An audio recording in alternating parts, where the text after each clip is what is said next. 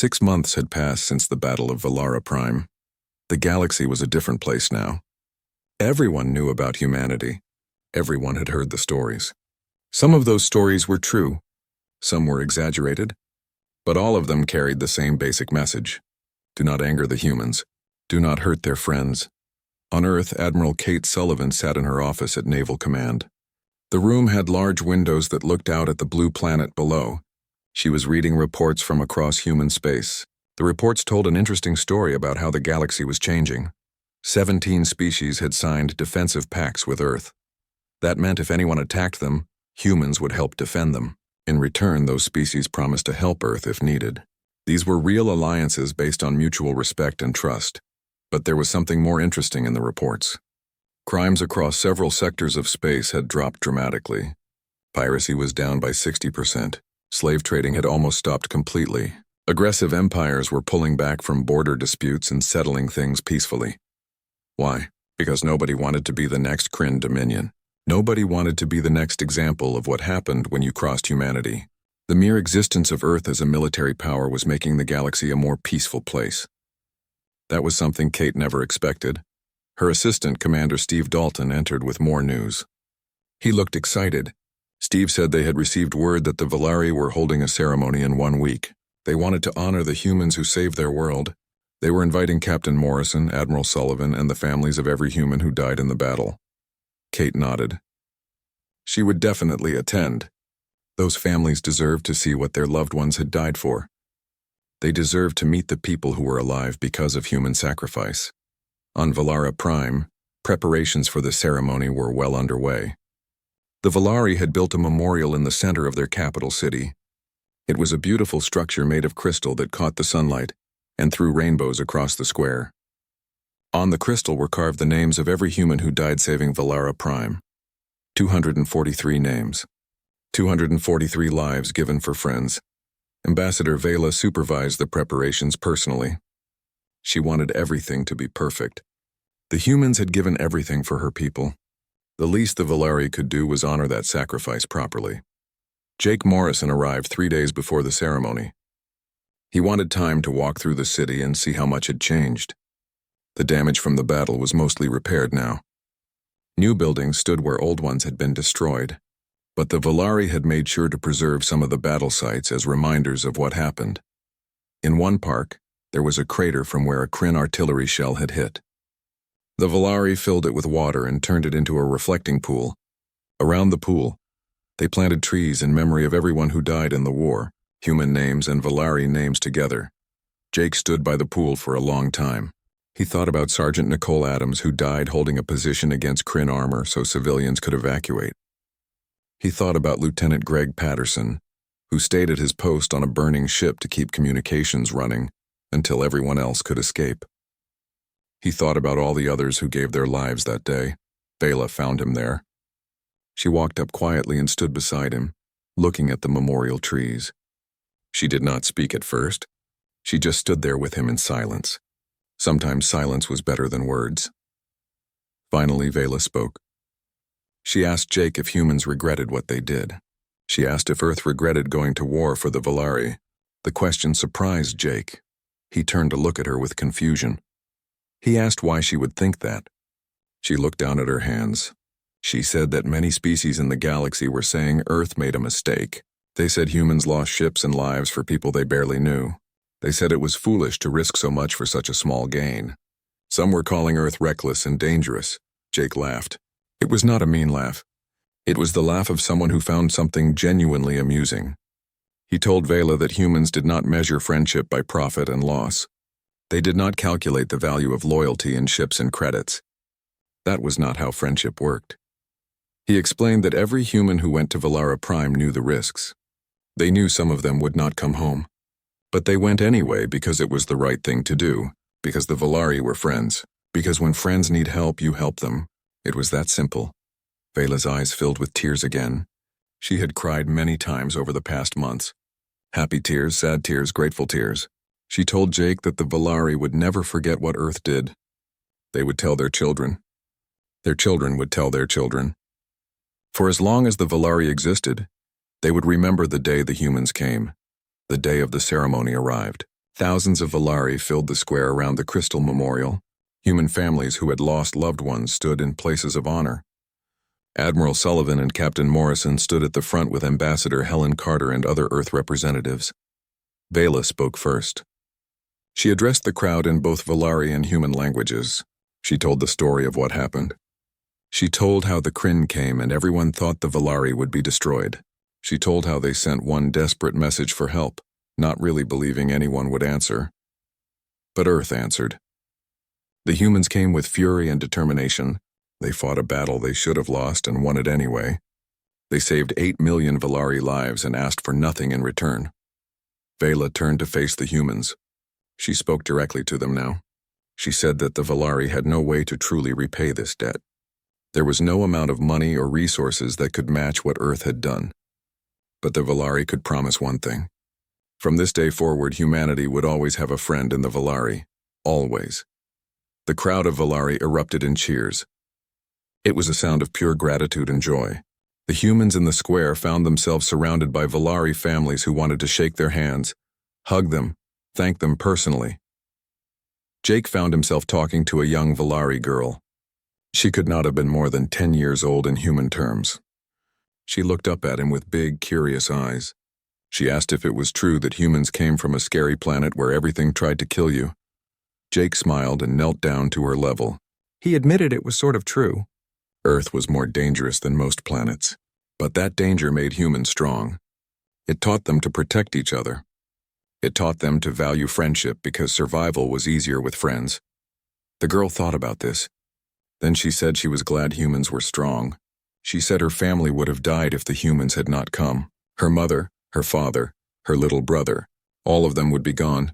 She wanted Jake to know that she would never forget what Earth did. Jake felt his throat tighten with emotion. This was why humans fought, not for glory or profit, for moments like this, for children who would grow up safe because humans kept their promises. Later that night, the human delegation gathered on the Valkyrie's Fury.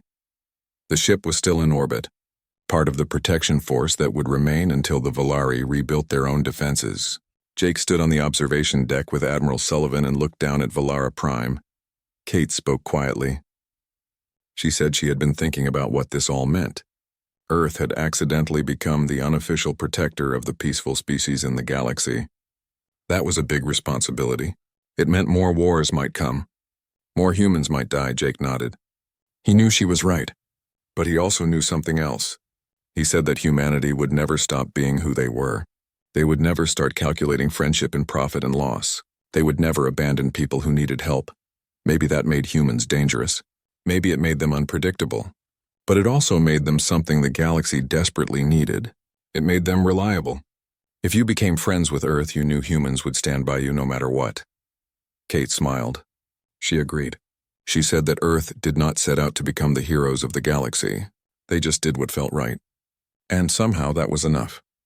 Down on Valara Prime, the ceremony had ended, but the celebration continued. Valari families danced in the streets. Music filled the air. Children played games in parks that had been battlefields. Life had returned to this world, and in orbit above, human ships kept watch. Silent guardians protecting friends who had trusted them when others feared them. The Deathworlders standing watch over those who could not protect themselves. The galaxy had learned its lesson. Friendship with humanity meant something real.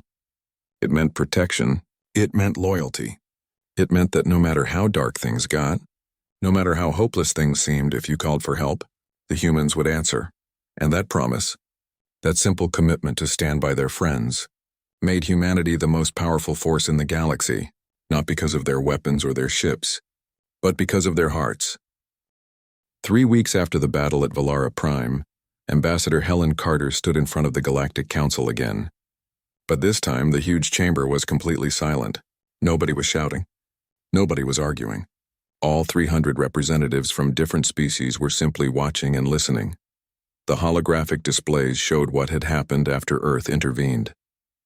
Valara Prime was free from the Kryn.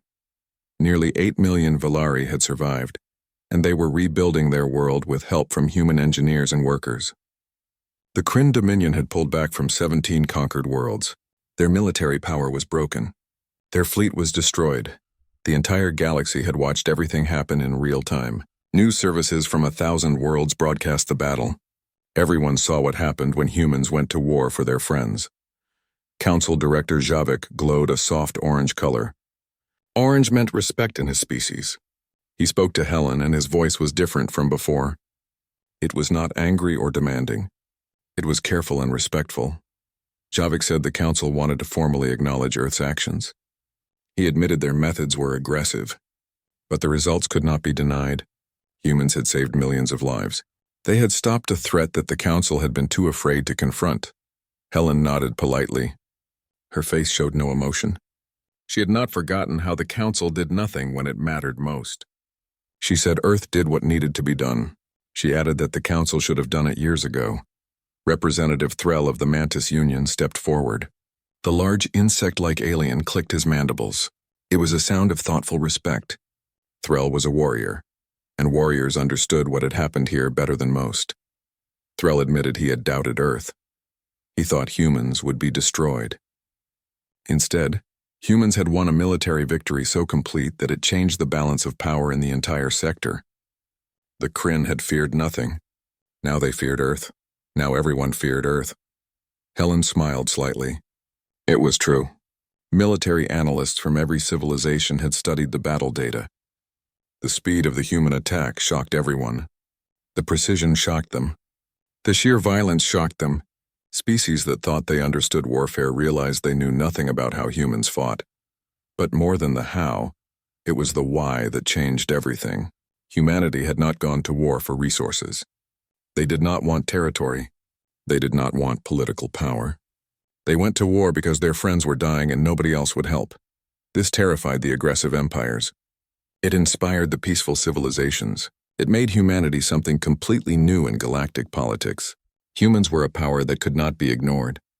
More importantly, they could not be predicted using normal ideas about cost and benefit. Humans did not always do what was profitable or safe. Sometimes they just did what was right. Helen activated another display. It showed thousands of messages that had flooded Earth's communication networks since the battle. Dozens of species were requesting defensive treaties. Hundreds wanted trade agreements. Every single one was treating humanity with a respect that had been completely absent just weeks before. Helen spoke carefully. She said the Terran Federation was prepared to discuss formal alliances with other species, but everyone needed to understand something important. Earth would not be soldiers for hire. Humans would not ignore crimes against innocent people just because it was politically convenient, and humans would never abandon their friends. She looked around the chamber at all the assembled representatives. She wanted them to really understand what she was saying. If you want Earth as an ally, you need to know what that means. It means when you call for help, humans will come. It means humans expect the same from you. That is what friends do for each other. On Valara Prime, Captain Jake Morrison walked through the capital city with Ambassador Vela. Vela was a Valari diplomat. She was small and delicate compared to Jake, with large, expressive eyes and soft fur covering her body. She looked fragile, but Jake had learned that the Valari were stronger than they appeared. They had survived something that would have destroyed many other species. The city still showed damage from the battle. Buildings had burn marks on them. Some streets had holes from explosions. But life was coming back. Valari children were playing in parks that had been battlefields just days ago. Shops were opening again.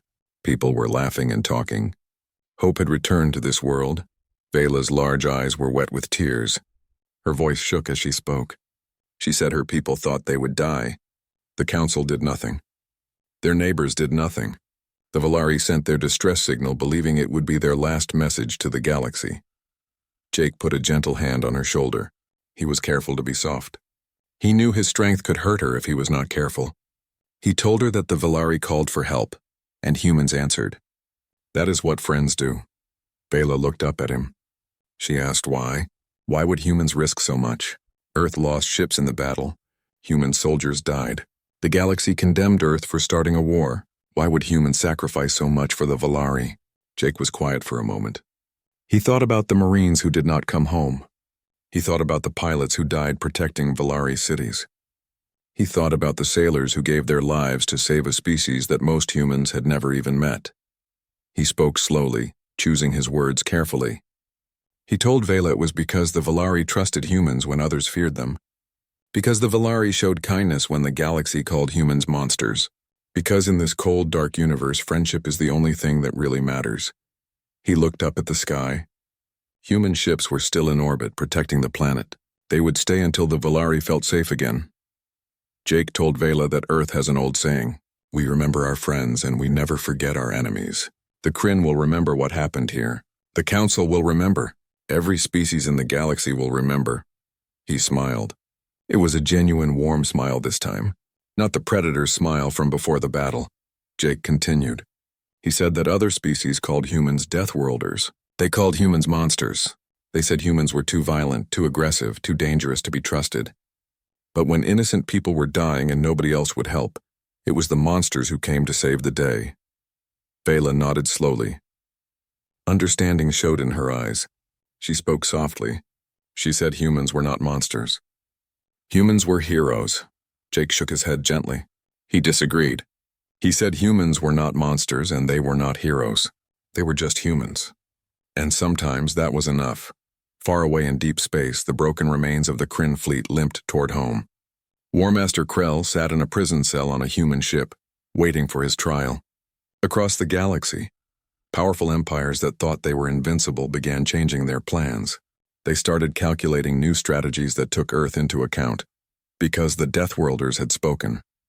They showed the galaxy what humanity truly was. Not monsters, not heroes, just friends who would cross the stars to help people in need. And in a universe where most species only cared about profit and power, that made humans the most dangerous species of all. Because you could not predict them, you could not buy them. You could not scare them into abandoning the people they cared about. The galaxy had learned its lesson. Some learned it with gratitude. Some learned it with fear. But everyone learned the same basic truth. If you become friends with humanity, they will protect you no matter what.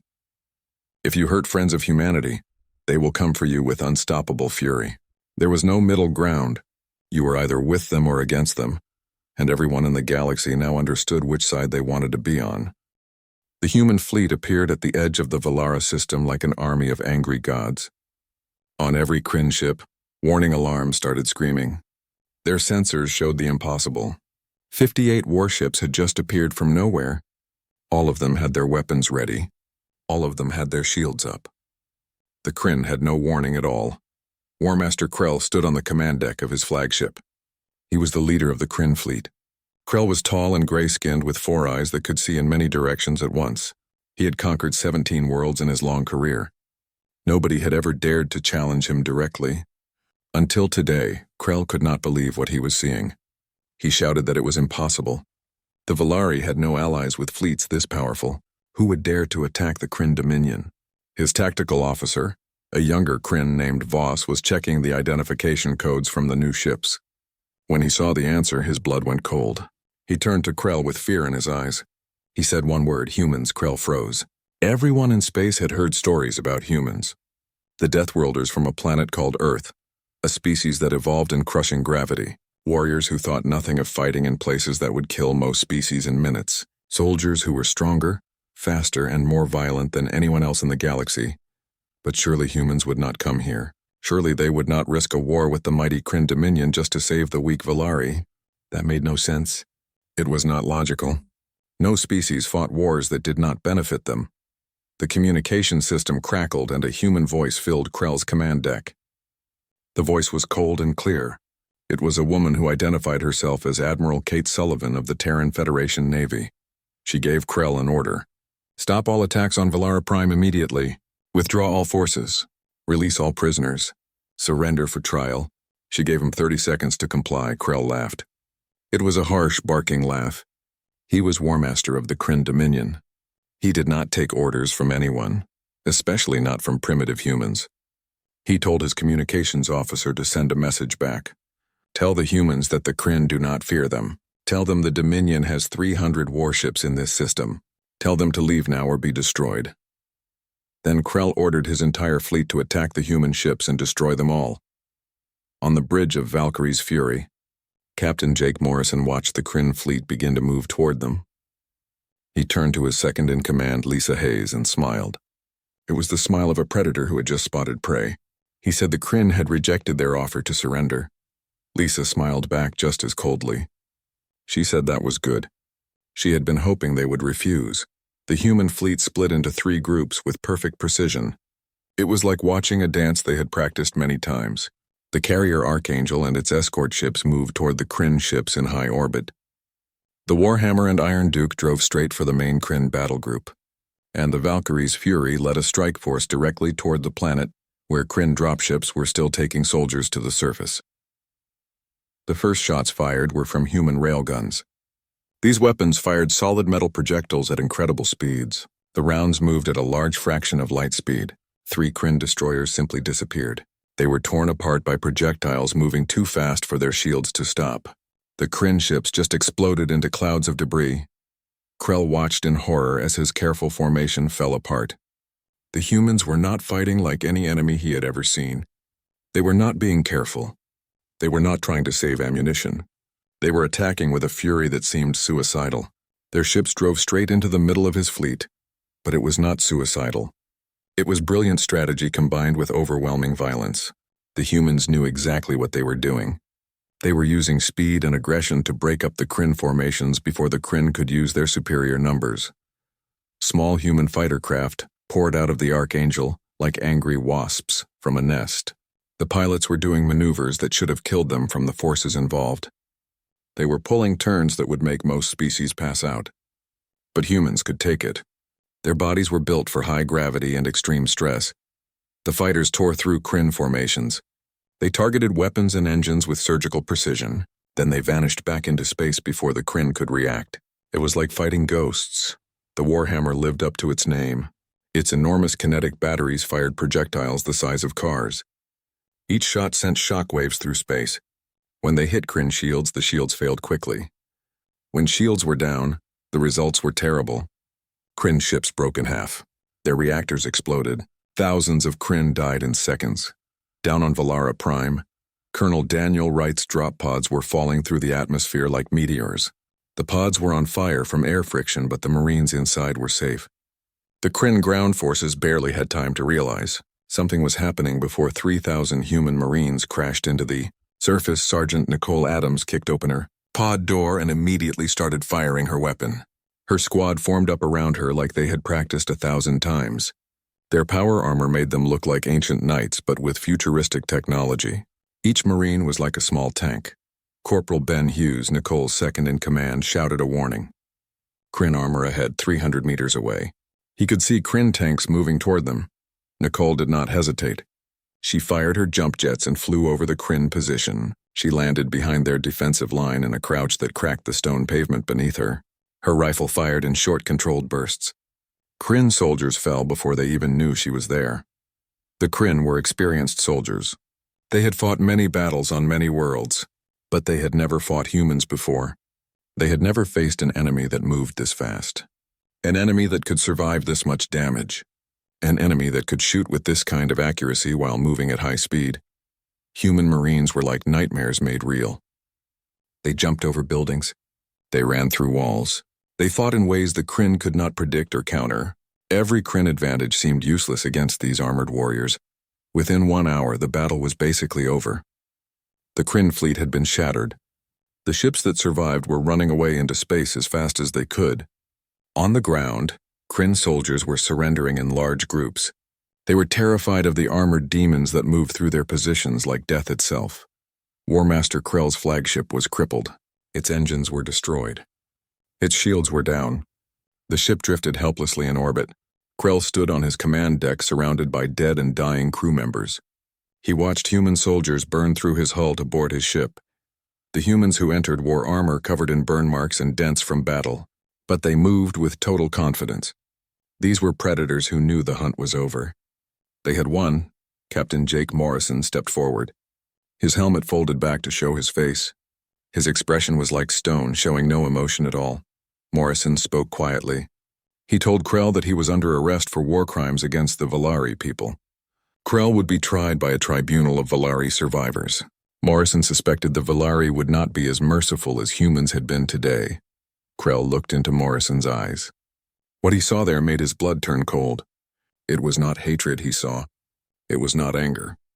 It was something far more terrifying. It was cold, relentless justice. The humans had not come here for revenge. They had come to set things right. And nothing would stop them from doing exactly that. Around Valara Prime, the last Kryn ships were fleeing into hyperspace. On the surface, Kryn soldiers threw down their weapons and raised their hands in surrender. The Valari who had survived came out of their hiding places and looked up at the sky in disbelief. They were saved. The Deathworlders had come. The humans had crossed the stars to rescue their friends, and they had won a victory so complete that it would be remembered across the galaxy for generations. The sun rose over Vareth Prime, and for the first time in 3 days, its light fell on a world that wasn't being destroyed. The bombardment had stopped. The fires were slowly being put out. The Varanthi emerged from their shelters like cautious animals, hardly believing they were still alive. Council leader Threen stood outside the bunker and looked at his wounded world.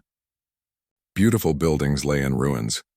The crystalline gardens that had taken centuries to grow were shattered. The air smelled of smoke and death. But they had survived. Against all odds, they had survived. Council leader? Vess approached him, her skin colors muted with exhaustion. The humans are requesting permission to send people down to meet with us. They want to talk. Threen felt a flutter of new fear. They knew almost nothing about these humans except that they were terrifyingly good at violence. What if they had just traded one conqueror for another? What if the humans wanted payment for their help? Payment the Varanthi couldn't possibly afford? What choice do we have? Threen asked quietly. They saved us. The least we can do is talk to them. Tell them they may come to the council chambers. Lieutenant Commander Sophie Grant had been looking forward to this moment her whole career. First contact with a new species was always exciting, even under terrible circumstances. She checked her uniform one more time, made sure her translator was working properly, and stepped out of the shuttle onto Varanthi soil. The air was sweet, almost like flowers with more oxygen than Earth normal. Sophie took a deep breath and smiled. Around her, the landscape was both beautiful and heartbreaking. She could see what this world had been before the attack, and what it had become. The Varanthi delegation approached slowly. Sophie had studied everything humanity knew about them during the flight down, which wasn't much. They were tall and slender, with 6 eyes and skin that changed colors based on their emotions. Right now, their skin showed patterns that the computer said meant fear mixed with hope. Sophie walked forward with her best diplomatic smile. Greetings. I'm Lieutenant Commander Sophie Grant of the United Human Systems. On behalf of Captain Morrison and all our people, I want you to know that you're safe now. The Krell won't be coming back. Threen studied the human carefully. She was so strange-looking with only 2 eyes and skin that stayed the same color. Her body looked almost fragile. Yet this fragile-looking creature belonged to a species that had destroyed 40 warships in minutes. You came to our distress call, Threen said, his voice translating into awkward human words. But that call was meant for the old Union. How did you receive it? Sophie's smile turned sheepish.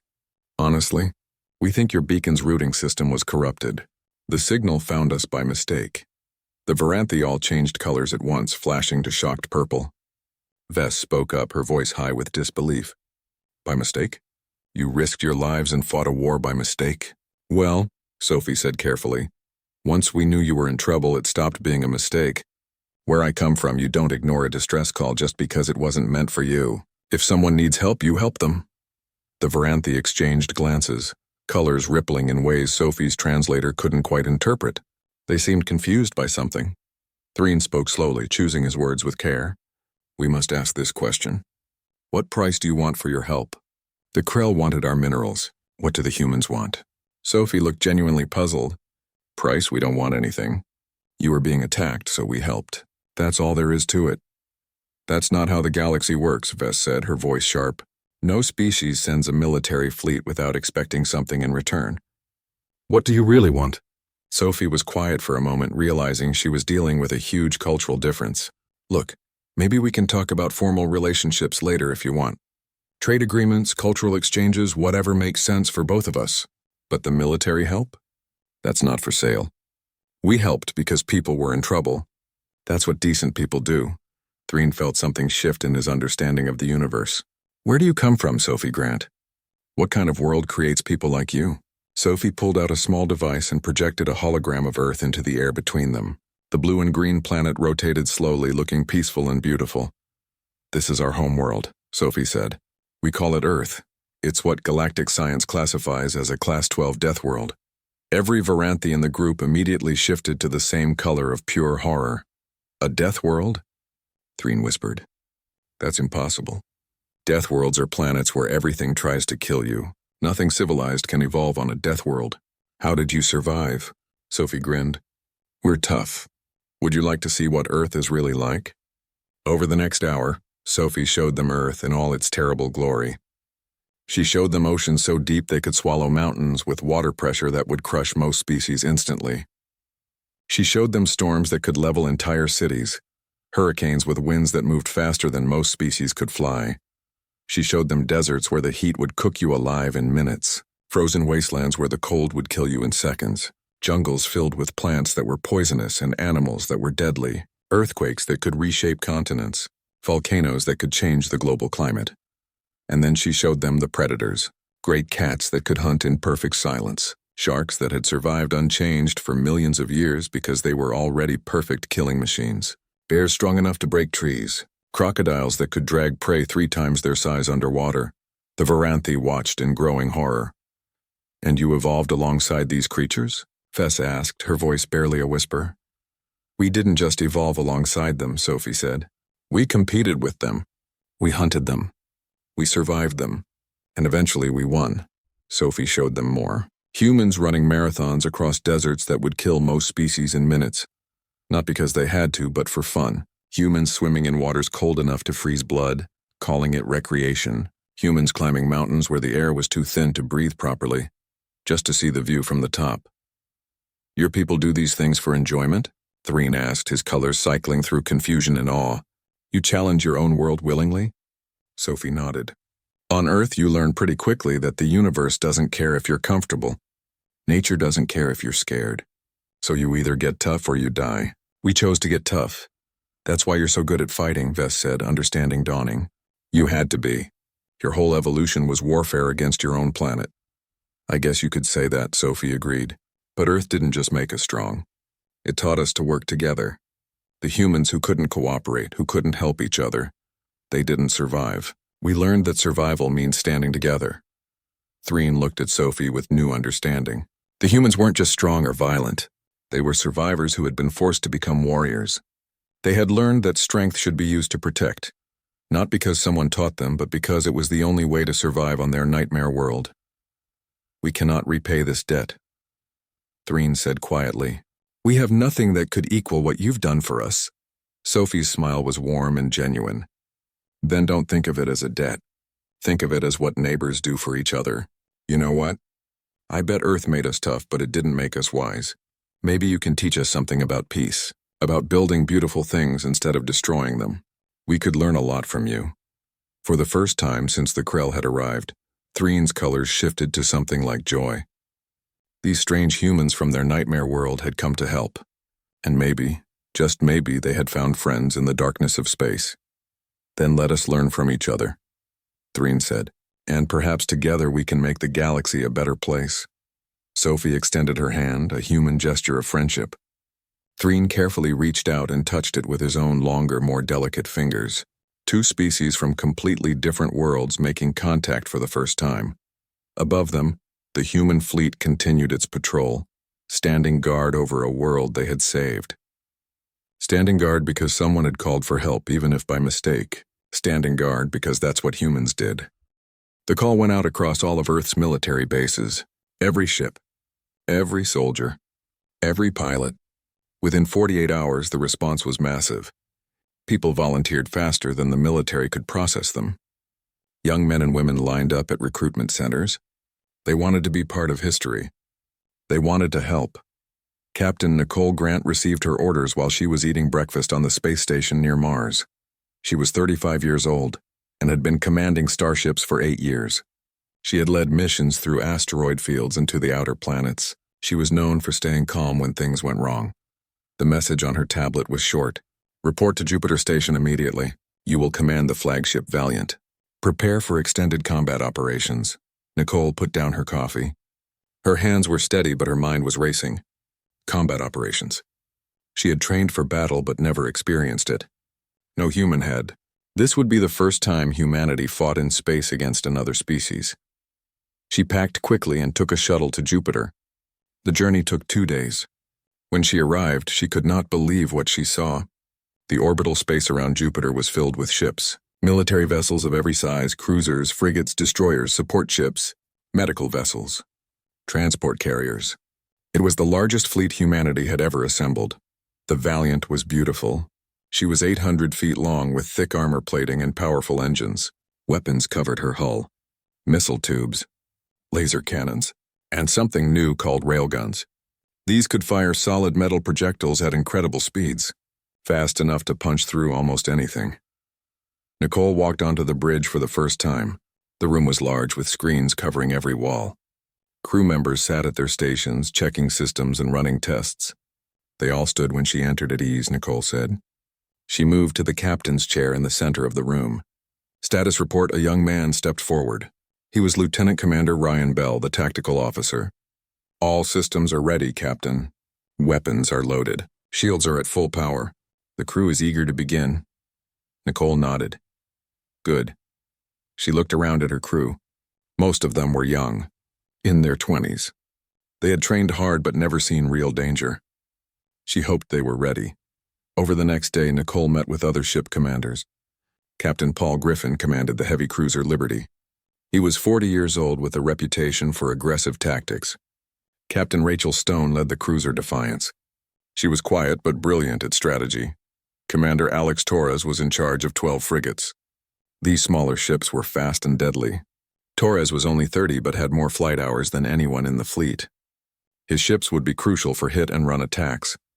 The Marines were led by Colonel Steve Price. He was a big man with a scarred face and a loud voice. His 3,000 Marines were the best fighters Earth had. They trained constantly in zero-gravity combat. If boarding enemy ships became necessary, they would lead the way. On the second day, Dr. Lisa Chen gave a presentation to all the commanders. She stood in front of a large screen showing images and data. Her voice was clear and confident. You need to understand what makes humans different, she began. Earth is classified as a death world. Do you know what that means? Most planets that support life are gentle places. Low gravity, stable temperatures, few predators. Life evolves slowly in safe conditions. But Earth is different. Earth is dangerous. She showed images of Earth's surface: hurricanes, tornadoes, volcanoes, earthquakes, floods, ice ages. The planet has tried to kill life for billions of years, and life on Earth responded by becoming stronger. Earth's gravity is higher than most life-bearing worlds, Dr. Chen continued. Our atmosphere has lots of oxygen. Oxygen is actually toxic in high amounts. It causes metal to rust and organic materials to decay. We live in a corrosive environment and do not even notice. She pulled up data comparing humans to other species. Humans can run for hours without stopping. Most alien species tire after minutes. Humans can survive extreme temperatures that would kill others. Humans heal from injuries that would be fatal to beings from gentler worlds. Your bodies are weapons, Dr. Chen said.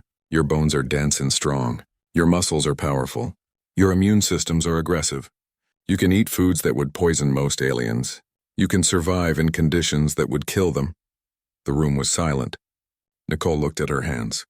She had never thought of herself as particularly strong. But compared to aliens from peaceful worlds, humans were monsters. The Krell are also from a death world, Dr. Chen added. But theirs is less extreme than Earth. They are strong and tough. But you are stronger. You are tougher. Use that advantage. After the presentation, Nicole walked through the ship. She stopped to talk with crew members. Engineers were checking the engines. Medical staff were preparing the sick bay. Weapons officers were loading missiles and railgun ammunition. Lieutenant Sophie Martinez ran the engineering department. She was 28 and brilliant with machines. She showed Nicole the railgun systems with obvious pride. These beauties can fire a tungsten rod at 15,000 miles per second, Sophie explained. At that speed, the projectile has more energy than a small nuclear bomb. Nothing can stop it. Nicole was impressed. Will they work against Krell shields? Sophie grinned. Shields are designed to deflect energy weapons, lasers and such. But a solid chunk of metal moving at relativistic speed, that just punches right through. Physics does not care about force fields. On the third day, A small alien ship arrived at Jupiter Station. Everyone stopped what they were doing to watch. This was it. First contact. Real aliens coming to meet humans. The Volari shuttle docked carefully. Armed guards stood ready, but they were not needed. When the airlock opened, a small figure stepped through. The Volari was even smaller than the pictures suggested. Maybe 3.5 feet tall. Its skin rippled with colors, blues and greens and purples flowing like water. Its eyes were huge and dark. It wore simple robes that seemed to be made from plant fibers. Through a translation device, the alien spoke. Its voice was soft and musical. I am called Keeper of Songs. I represent my people. I come with gratitude and hope. Admiral Kane greeted the ambassador formally. Nicole stood nearby, watching carefully. The Volari looked fragile, like it might break if someone touched it too hard. The idea of these gentle beings facing the Krell made her angry. Keeper of Songs provided more information about the attack. The Krell had come without warning. Volari ships tried to defend but were destroyed easily. The Krell weapons were too powerful. Their ships were too strong. Within days, the Volari homeworld was surrounded. Now millions of Volari were trapped on their planet. Food was running low. Medical supplies were gone. People were dying. The Krell wanted complete surrender and slavery. They would take everything the Volari had built over thousands of years. We sent distress signals to every star system we could reach, Keeper of Songs said. Its colors shifted to dark blues and grays, showing sadness. No one answered. We thought we would die alone, unknown, forgotten. But then you heard us. You came. Why? Admiral Kane looked at the small alien. Because it is the right thing to do. Because if we can help and choose not to, we are no better than the Krell. Because humanity believes that all intelligent life has value, Keeper of Songs' colors shifted to bright golds and yellows, hope, gratitude. The translation device struggled to convey the depth of emotion. Can you truly face the Krell? The ambassador asked quietly. They are powerful. They have conquered 3 civilizations. They have hundreds of ships. They enjoy killing. Can you stop them? Nicole stepped forward. We will try our best. We are from a death world. We evolved fighting to survive. The Krell may be strong, but so are we. And we have something they do not. What is that? Keeper of Songs asked. Nicole smiled. A reason to fight. The Krell fight for conquest. We fight for you, for your people, for what is right. That makes us more dangerous than they can imagine. The next day, the fleet prepared to depart. 23 ships, 5,000 crew members, 3,000 Marines, all ready to jump into the unknown. Nicole sat in her captain's chair and gave the order. All ships prepare for faster than light jump. Destination Vellery system. Let us go answer that distress call. Jake Morrison sat in front of his computer screen. His eyes felt tired. He had been watching the same green lines and numbers for 6 hours straight. The small room around him was quiet except for the soft hum of machines. Outside the window, stars filled the black space. Earth was far below, a blue and white ball spinning slowly. Jake worked at Sentinel-7, a listening station that floated in orbit around Earth. His job was simple but boring. He listened to radio signals from deep space. Most days he heard nothing interesting, just the natural sounds of stars and gas clouds, sometimes a satellite beacon. Nothing more. He was 28 years old. 3 years ago, he had volunteered for this job. Back then, it seemed exciting. Living in space, watching for alien signals, being the first to make contact with another civilization. But after 3 years of hearing nothing, the excitement had faded. Now it was just a job. Jake reached for his coffee cup. It was empty. He sighed and stood up to get more. That was when the computer made a sound. It was a soft beep, but in the quiet room it seemed loud. Jake froze. He turned back to his screen. The green lines were moving differently now. They jumped and spiked in patterns he had never seen before. His heart started beating faster. Jake sat down quickly and put on his headphones. Through the speakers he heard something that made his hands shake. It was not the random noise of space. It was organized. Musical almost. The signal repeated over and over in a clear pattern. Numbers, mathematical sequences, prime numbers arranged in groups. This was not natural. This was artificial. This was intelligent. Jake pressed the emergency button on his desk. A red light started flashing on the wall. Within seconds, the door opened. Commander Helen Parker rushed inside. She was 40 years old with short gray hair and sharp eyes. She had been running the station for 5 years. "What is it, Jake?" she asked. Her voice was calm, but her eyes showed concern. Jake pointed at his screen. "Listen," he said, switching the signal to the room speakers. The sound filled the small room. Helen stood very still. Her face went pale. She knew what this meant. After 30 years of listening to space, humanity had finally heard something back. "How long has it been transmitting?" Helen asked. Jake checked his computer. "Just started 2 minutes ago. The signal is coming from outside our solar system. Distance is about 40 light years. The pattern keeps repeating." Helen moved to another computer and started typing fast. "We need to decode this immediately. Wake up the quantum processors. Get every available system working on this. I am calling Earth Command." For the next 3 hours, Jake and Helen worked without stopping. The quantum computers analyzed the signal. Slowly, patterns emerged. The signal was not just numbers. It contained information, pictures, sounds, and underneath it all, something that made both of them go quiet. Emotion, desperation. The translation came through piece by piece. The computers had to learn an entirely new language, but mathematics was universal. Using math as a foundation, the systems built a basic understanding. The message said, "We are the Volari. Our home is under attack. We are dying. We cannot fight. We need help. Please, anyone, help us." The message repeated over and over. Each time it included coordinates. A star system 40 light years from Earth, a place humanity had never visited. The Volari were broadcasting on every frequency they could, hoping someone would hear them. Helen sent everything to Earth Command. Within an hour, video calls started coming in.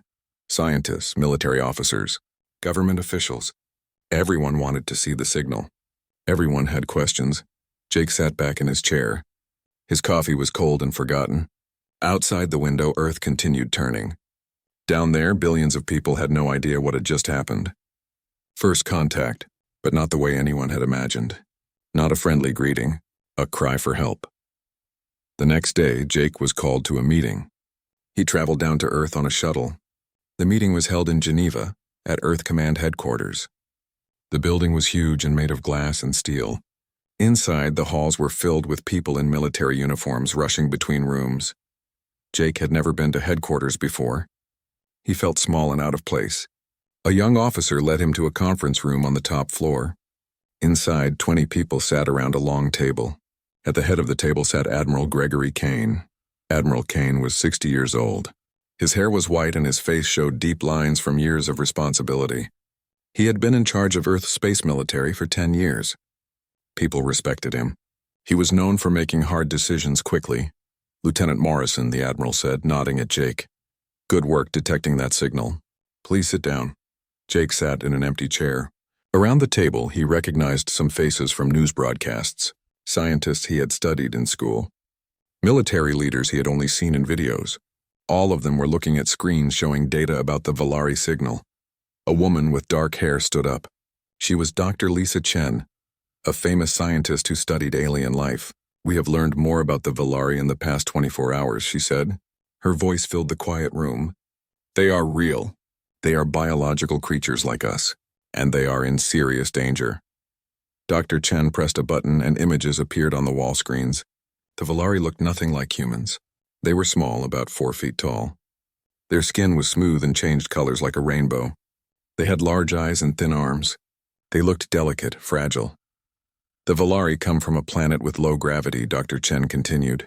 "Their world is peaceful, warm temperatures, no large predators. They evolved as herbivores, plant eaters. They have technology.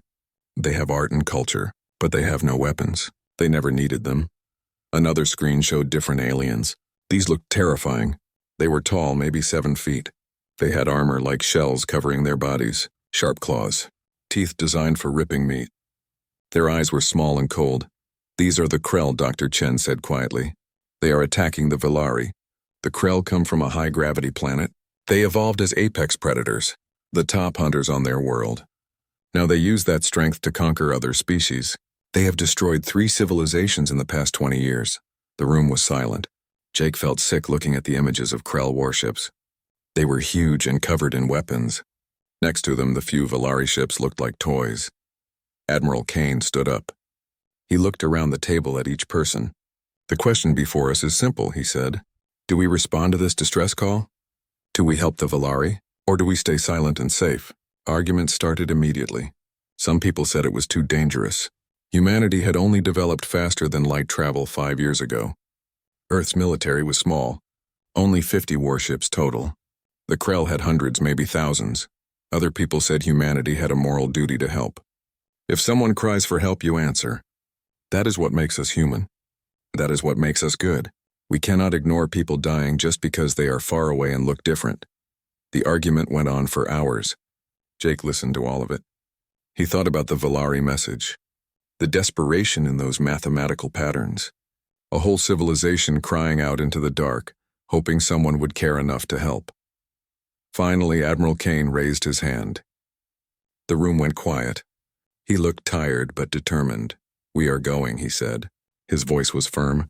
We will send a fleet to help the Valari, not because it is easy, not because it is safe, but because it is right. Humanity will not ignore a distress call. We will show the galaxy what we stand for. Some people at the table looked relieved. Others looked worried. But no one argued. The decision was made. Admiral Kane looked directly at Jake. Lieutenant Morrison, you will be assigned to the flagship. You heard their call first. You should be there when we answer it. Jake felt his heart race. He nodded. Yes, sir, he said. The meeting ended. People rushed out to start preparations. Jake walked to a window and looked up at the sky. Somewhere out there, 40 light years away, people were dying. And now humanity was coming to help. The age of isolation was over. Earth was stepping into the galaxy,